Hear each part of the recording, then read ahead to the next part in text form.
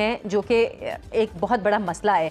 एक बिस्तर पर दो मरीज। हमारे साथ इस पे बात करने के लिए मौजूद हैं यंग डॉक्टर्स एसोसिएशन PIC के सदर डॉक्टर एजाज खरल साहब। डॉक्टर साहब, बहुत शुक्रिया आपके वक्त का।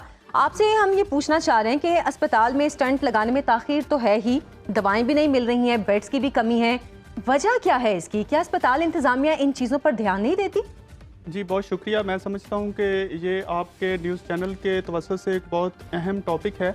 इस पे बात की जाए जहाँ तक अद्वियात की कमी का है, तो वो भी पिछले कोई 2-3 माह से दिल की बहुत ही अहम अद्वियात में से हेपरिन इंजेक्शन होता है जो कि ब्लड को थिन करता है, पतला करता है, और खासकर जो दिल का मरीज अटैक के साथ आ रहा होता है उसको वो बहुत ज़रूरी लगाना होता है। इसके साथ साथ जब हम मरीज़ को किसी को स्टेंट डाल रहे होते हैं तो उस इंजेक्शन को भी साथ साथ दिया जाता है ताकि ख़ास मिकदार में ब्लड थिन रहे और स्टेंट के अंदर क्लॉट ना बन जाए। अच्छा, तो ये इसकी कमी कह लें कि एक बड़ा अलमिया है जो कि मैं समझता हूँ कि प्राइवेट सेक्टर में भी इसकी कमी फेस की जा रही है, लेकिन प्राइवेट वाले कुछ ज्यादा पैसे दे के वो रेंज कर लेते हैं। एक जाती सवाल, आप इसको समझ लें, अगर स्टंट आपके मतलब आप दिल में स्टंट डालते हैं और वो टेढ़ा हो जाए तो इसका हल क्या है? क्या वो स्टंट की क्वालिटी हल्की थी तो वो इस वजह से वो टेढ़ा हो गया या कोई और वजह होती है? एक्चुअली टेढ़ा मेरे ख्याल से टेक्निकली उसको टेढ़ा कहना एक वेग टर्म होगी। हम जो समझते हैं कि जो स्टेंट के पैरामीटर्स होते हैं, उसकी जो कह लें कि मेकअप में जो फ्लॉज होते हैं, उसके स्टर्ट्स होते हैं, उसकी थिकनिंग होती है, उसकी ट्रैकेबिलिटी होती है, वो बिल्कुल बारीक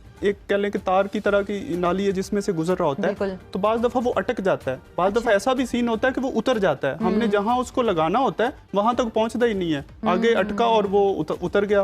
तो ये बड़ी एक अलार्मिंग सिचुएशन होती है और पेशेंट के लिए भी बड़ी खतरनाक सिचुएशन होती है कि अगर वो ऐसी जगह पे उतर जाए और मरीज की जान खतरे, उसको उसी वक्त अटैक हो सकता है। अच्छा, ये मेरे जहन में इसलिए सवाल आया क्योंकि मेरे फादर को स्टंट डाला और वो स्टंट, जैसे आप कह रहे हैं, मैं तो दूसरे अपने तौर पर एक टर्म यूज कर रही हूँ, वो स्टंट टेढ़ा हो गया और उन्होंने जो बाकी, अल्लाह ताला उनको जन्नत नसीब करें, जो बाकी जिंदगी थी उन्होंने उसी तकलीफ के साथ गुजारी। लेकिन पंजाब कार्डियोलॉजी सबसे बड़ा हॉस्पिटल है हमारे दिल का, वहाँ पे इतने सारे मसाइल के अंबार हैं, कौन मतलब हल करेगा इनको? आप कहते हैं कि आप तो आवाज़ उठाते हैं, लेकिन हम मेडिसिन की भी किल्लत की बात करते हैं, हम स्टंट की भी फराहमी की किल्लत की बात करते हैं, या फिर क्वालिटी की बात कर रहे हैं, लेकिन एक मसाइल का अंबार देखते हैं, वहाँ पर मरीज सबसे ज़्यादा पंजाब कार्डियोलॉजी में देखते हैं। इन मसाइल को हल करने के लिए कोई क्यों नहीं आगे आता? बिल्कुल जी, देखें, ये अरबाब इख्तियार ने ही अल्टीमेटली हल करना है इसको। अब हमारी जो प्लानिंग है इंफ्रास्ट्रक्चर पे नहीं है। मैं बड़े अफसोस से कंपनी से पूछता हूँ कि यार ये कमी क्यों पैदा हो रही है? क्यों कि पाकिस्तान में कोई रॉ मटेरियल ही नहीं बना रहा। A lot of medical products जो कि टर्की हमें दे रहा है। हम दिल के लिहाज से भी देखें तो हम बहुत सारी दवाइयाँ और बहुत सारे इंजेक्शंस जो कि टर्की से इंपोर्ट कर रहे हैं, और इंडिया से भी बहुत सारी चीज़ें जो रॉ मटेरियल है। हमारी कंपनीज जो इधर इंटरनेशनल कंपनीज बैठी हुई हैं, उनका रॉ मटेरियल उधर से आता है जहाँ तो सिर्फ पैकिंग चीज़ें होती हैं। बिल्कुल।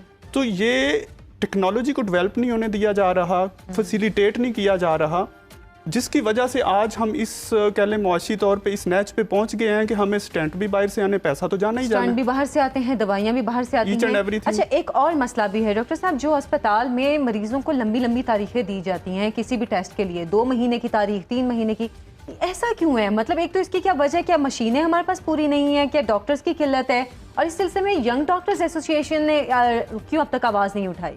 जी मैम, ये तो हम हमेशा उठाते हैं। अभी भी रिसेंटली क्या हुआ है कि पंजाब गवर्नमेंट एक प्रोग्राम लेके आई थी, सेंट्रल इंडक्शन पॉलिसी, जिसमें जितने लोग डॉक्टर्स होते थे ना वो स्पेशलाइजेशन के अप्लाई करते थे, तो उसमें हमेशा से कट लगा जा रहा है पिछले 3-4 साल से। लाइक वो 1000 से कम होती अब 400 सीट्स हो गई हैं। अच्छा। इसके बारक साहब का पॉपुलेशन ग्रोथ बहुत ज़्यादा हो रही है, मरीजों का टर्नओवर बहुत ज़्यादा हो रहा है, दिल की अमराज बहुत ज़्यादा हो रही हैं। तो ये वो सारी चीज़ें हैं कि जो अल्टीमेटली फिर वर्कलोड बढ़ता है, और जब वर्कलोड बढ़ता है तो उस पे फिर एक डॉक्टर क्या करेगा? अगर पहले वो 10 मरीज देख रहा था, अब उसको 50 देखने पड़ रहे हैं, तो फिर अल्टीमेटली मरीज इग्नोर होंगे। इसका मतलब कि डॉक्टर्स की भी कमी है हमारे यहाँ पे? डेफिनेटली। देखें, HR की अच्छी खासी डेफिशिएंसी है। अब जो मैं आपको बता रहा था कि PIC में ये जो सोफे लगाए जा रहे हैं, इसके लिए कोई SNE नहीं भेजी गई, कोई इसकी रिक्रूटमेंट के लिए कि भाई इधर भी किसी ने खड़े तो होना है ना, डॉक्टर, स्टाफ नर्स या कोई पैरामेडिकल, तो उस कल को किसी को उधर से खींच के लगाएंगे, वो 2 दिन करेगा, मरीज इग्नोर होते हैं ना अल्टीमेटली। तो HR की कमी है, इंफ्रास्ट्रक्चर की कमी है, दवाइयों की कमी है, ईच एंड एवरीथिंग। तो आप जैसे अभी हम बात कर रहे थे रिजवान, डॉक्टर यास्मीन राशिद के हवाले से, वो मिनिस्टर रही हैं सेहत के हवाले से, अभी भी हैं, तो क्या डॉक्टर यास्मीन राशिद तक ये बात नहीं किसी ने पहुंचाई कि भाई इंफ्रास्ट्रक्चर की भी कमी है, डॉक्टर्स की भी कमी है, इतने सारे मसाइल हैं, तो भाई पंजाब का सबसे बड़ा ये कार्डियोलॉजी का हॉस्पिटल है, उसको तो ठीक करें पहले। उनको ग्राउंड रियलिटीज़ के बारे में ये नहीं हो सकता कि इल्म ना हो, चूँकि वो खुद भी बाई प्रोफेशन एक डॉक्टर हैं और उन्हें सारी चीज़ों का इदराक है। लेकिन इसके बावजूद ये बात है तरजीहात की, उनकी तरजीहात में शामिल नहीं है। जिस तरह डॉक्टर साहब ने बात की कि जी खून पतला करने वाले इंजेक्शन नहीं है, डिस्प्रिन नहीं मिल रही, स्टंट्स की किल्लत है, फिर साइज़ का एक बहुत बड़ा इशू है कि एक पेशेंट को जिस साइज़ का जो है वो स्टंट चाहिए वो स्टंट नहीं मिलता और मांगे तांगे से सारा काम चल रहा है उधार मांग के। आप उसे कह दें कि स्टंट डाल दिया और वो उठ के चला जाएगा, उसे क्या पता है कि स्टंट डाला है या नहीं। ऐसे भी वाकयात हुए हैं माजी में। ये तो आप सही कह रहे हैं। और जाली डॉक्टर्स जो हैं वो हॉस्पिटल से पकड़े गए हैं डॉक्टर साहब, बल्कि इसकी तायीद करेंगे, पिछले मंथ PIC से एक जाली डॉक्टर साहब पकड़े गए। वो मैंने ही उस बंदे को पकड़ा और उसकी स्टोरी शायद वो आपको रिटर्न फॉर्म में जब वो FIR की तरफ लेके गए तो बंदा क्या कि एक डॉक्टर साहब दूसरे थे, मैं राउंड कर रहा था तो वो मेरे पास उसको पकड़ के ले आए कि सर ये डॉक्टर साहब हैं, कल एक मरीज था जो कि सिक था और उसको हमने रेफर करना था, उसका कार्डियक इशू नहीं था, कोई लंग का इशू था या गुर्दे का इशू था, तो सर्विसेज हॉस्पिटल में। और उस वो बंदा उस फैमिली के साथ अटैच था, कहता है जी कि ये मेरे अंकल हैं। तो खैर उनकी डेथ हो गई और अगले दिन फिर वही बंदा आया तो डॉक्टर जो ड्यूटी पे था उनको आइडिया हो गया कि यार इसके अंकल थे और इसको पता नहीं है। वो डॉक्टर से आगे पूछ रहा है कि वो मरीज कहाँ गया, तो डॉक्टर्स को शक पड़ गया कि ये यार कैसा रिलेटिव है जिसको पता ही नहीं इसकी डेथ भी होगी अंकल की। तो वो मेरे पास पकड़ के ले आए। जब मैंने उसकी थोड़ी सी तफ्तीश की तो पता चला वो डॉक्टर ही नहीं है। पहले कहता जी मैं डिस्पेंसर हूँ, फिर इस तरह। तो वहाँ तक कैसे आ गया? मतलब ये एक बहुत वो लोगों बड़ी से बात पैसे है बटोर रहा था और फिर पता चला रिलेटिव्स ने कहा जी हमसे 5000 कल इसने लिया है और कहा है कि ये मैं टेस्ट आपके फौरी ना उधर से करवा देता हूँ, और वो पैसे जेब में ले गया। फिर मुझे कहता है ये चुगताई लैब वालों